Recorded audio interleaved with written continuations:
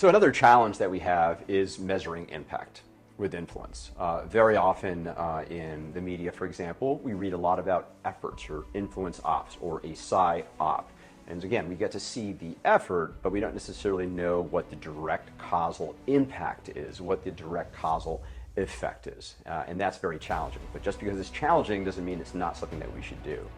In fact, when planning influence campaigns and subversive warfare campaigns, you want to figure out what is the end state that you want, then what are indicators that what you have done has contributed to that end state directly, and then how are you going to measure that? So those are your first three steps before you even start thinking about, hey, what tradecraft do I want to use?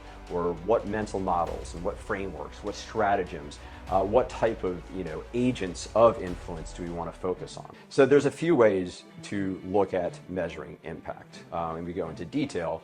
One is what I like to call walk the dog, and it's literally, as an anthropologist almost, you will follow a community or individual and the steps that they go through in a very qualitative way from A to B. So let's say that you want to undermine or counter violent extremism, counter radicalization, for example.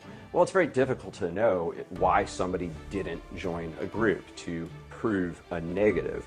But certainly you could take individuals and see at what point did they, for example, take an exit ramp off that road towards radicalization. There, of course, being multiple complex roads into and out of the polarization and radicalization process. Another is we want to look to the equivalent, and this is in the corporate world, in the US government world. We want to know what they're saying online, what they're saying on the telephone, if that's possible, legal and ethical, of course, and perhaps these individuals will at some point explain and talk about why, for example, deterrence or influence through deterrence and deterrence through influence, why did we not invade that country? Why did we choose not to go to war? And you can actually get people to talk about that. And so you can do that through human intelligence, you can do that through signals intelligence, for example.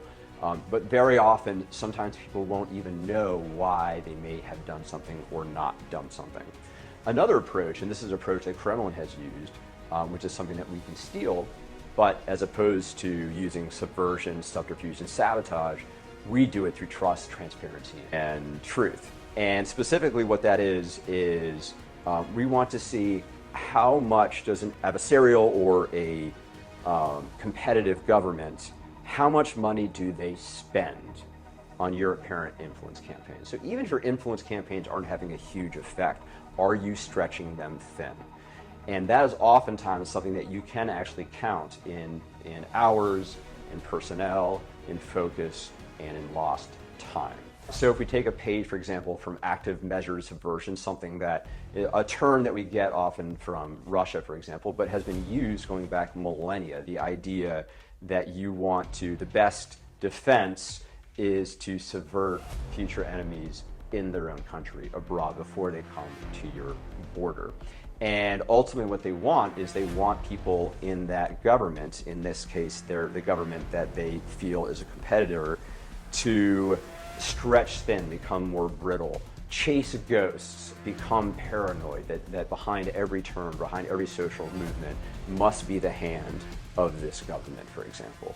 There's also ways, and this is developed by a number of different anthropologists and social psychologists and neuroanthropologists, which is the cognitive overload of an intelligence organization or a law enforcement organization.